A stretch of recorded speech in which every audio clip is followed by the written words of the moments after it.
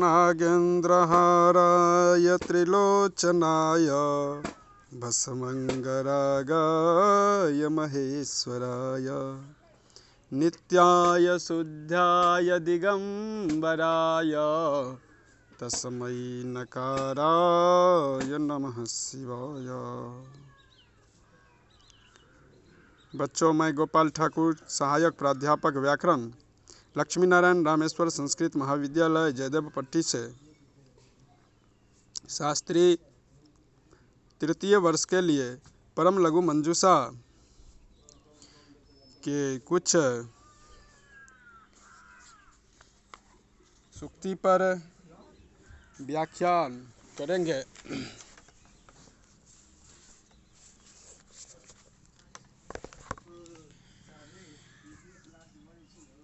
कहते हैं, तदर्थमावच्छिन्न विषय का शब्द बुद्धित्वात् वच्छिन्नं प्रति तदर्थमावच्छिन्नं निरूपित वृत्ति विशिष्ट ज्ञानम हेतु अतएव नागृहीत वृत्तिकस्य शाब्दबोधः अतएव च न हि गुड इत्युक्ते मधुरत्वं प्रकारतया गम्यते इति समर्थ सूत्र भाष्यं संगच्छेत गुडादि शब्देन गूढत्वाच्छिन्न गूढत्वाच्च इत्येव बोधे जाति प्रकारः।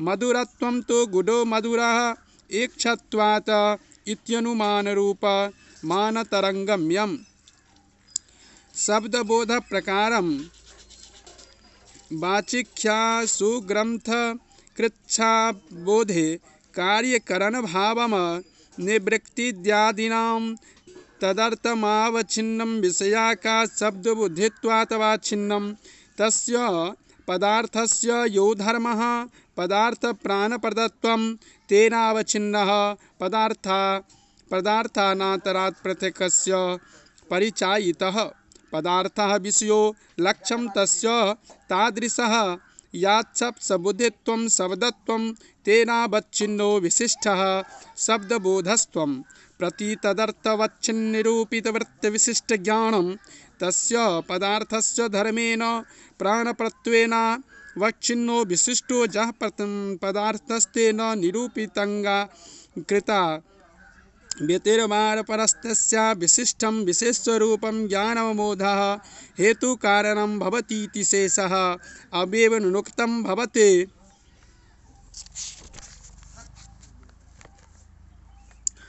यदमार्चिन्नं लक्ष्यं स्वधर्मो लक्ष्यात् लक्ष्यतया वच्चकदस्त्वेन धर्मो यासश्च वच्छेदकः स तद्धर्मावच्छिन्नः तस्य धर्मो घटत्वं तेनावच्छिन्नो घटस्त्वादुकयोः शब्दाबोधो घटयो याम्यते तं प्रति तस्य घटस्य यो धर्मो घटत्वं तेनावच्छिन्नो घटस्तेन निरूपिता या घटवृत्तिस्तस्या विशिष्टज्ञानं कारणं भवतीति वृत्ते विशिष्टज्ञानभावोऽपि शब्दबोधसम्भवे शब्दस्यैव प्रमामजनकत्वेन सर्वेखामपि श्रोतॄणां बोधिपत्तिः स्यात् न च तथा तेन शब्दबोधं प्रति वृत्ते प्रयोज्योपस्थिते रण्यवार्दिकोभ्यां कारणत्वं वृत्तेऽपि हि दाहं प्रतिबन्यादपि स्वरूपेण हेतुत्वं यथा सर्वेखामपि बोधपायितः स्यात् तेनाज्ञां विषयो भूयात् स एव कृते कारणत्वं भवति। तत्पदनिष्ठा वृत्तिमाजनुतः पुरुषस्य तत्पदश्रवणोऽपि बोधदर्शनात् तादृशं वृत्तिविशिष्टज्ञानं च जायते। व्यवहारोपदेशः तत् पर्यवंसितामिह अत इत्यादि अतएव शब्दबोधे वृत्तिविशिष्टज्ञानस्य हेतुत्वेन अहिगृहीतवृत्तिकस्य अगृहीता अज्ञाता वृत्तेः शब्दबोधशक्तिरनेन यस्य वृत्ते जानन्तः न एव शब्दबोधः शब्दसञ्चूय ज्ञानार्थं भवतीति शेखः। यत् धर्म प्रकार वृत्ति ज्ञानम तधर्म प्रकार एव शब्दबोध इति फलितोऽर्थः उक्तं भाष्येन सह संगम्यं दृढयति अत इत्यादिना अतएव तद्विषयक शब्दबोधं प्रति तन्निरूपं वृत्तिज्ञानस्य हेतुत्वस्वीकारणे एव गूढ इत्युक्ते गुड इति पदस्योच्चारणे प्रकारतया प्रकारीभूत धर्म निरूपिततया विषये स्वरूपेण मधुरत्वं माधुर्यं न गम्यते गायते इति इत्थं समर्थसूत्रभाष्यं समर्थपदाविदः इति सूत्रस्य भाष्यकारवचनं संगगच्छते सुसंगतं भवति पर्जस सीतामह गुडेत्यादि गुणाशब्देन गुड पृथक् शब्दी श्रवेण गुडत्वात् जायवाच्छिन्नः गुडत्वात् विशिष्टाया जातितस्या अवच्छिन्नः पदार्थानां पृथक्तया परिचायितः पदार्थ इति इत्थम् एव इति अन्ययोगशब्देन नाम इत्याशयः जातिप्रकारः जातिधर्मप्रकारः एव बोधः ज्ञानमिति न तो गूढ़ इत्युक्ते मधुरतया अपि बोधो भवति यद् धर्म प्रकारः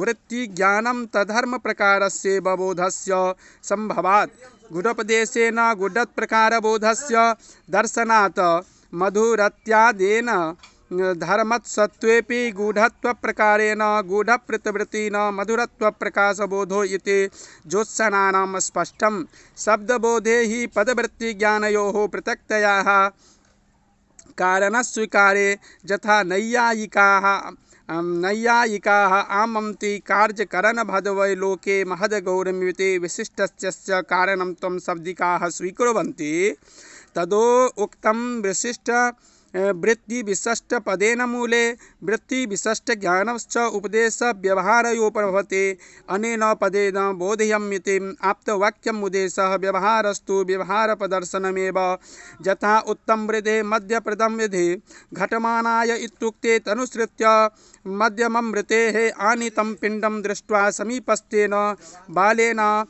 बालेनानुमीयते यत् प्रयोजवृद्धेन नानीतः पिण्डो घटदवाच्यः आनय इत्यस्य उपस्थानमर्थ इति तत्र घटयन कार्ये घटमानयेति तद् प्रवृत्तिनिमित्तवाक्यमेव कारणं भवति यो यद्मिं व्यतिकारे कानुधिमति तस्य तज्जनत्वात् ततश्च घटमानायः इत्युक्ते घटमानायं दृश्यन्ते तु पठनायां युतेः अनव्यक्तकारेभ्यां पदमिति तदबोधेम कारणं पदवाक्यरेष्टयः बोधरूपकार्येण सह सम्बन्धः स्वनैयायिकैः ईश्वरेच्छारूपसितः मीमांसकैर्बोधजनकातवच्छेदकशक्तेः प्राचीनवैयाकरणाः बोधजनाः सम्बन्धः नवस्तो वाच्यवाचक भाव परवार्जरूपा शक्तिरुच्यते स्वच सम्बन्धोऽपि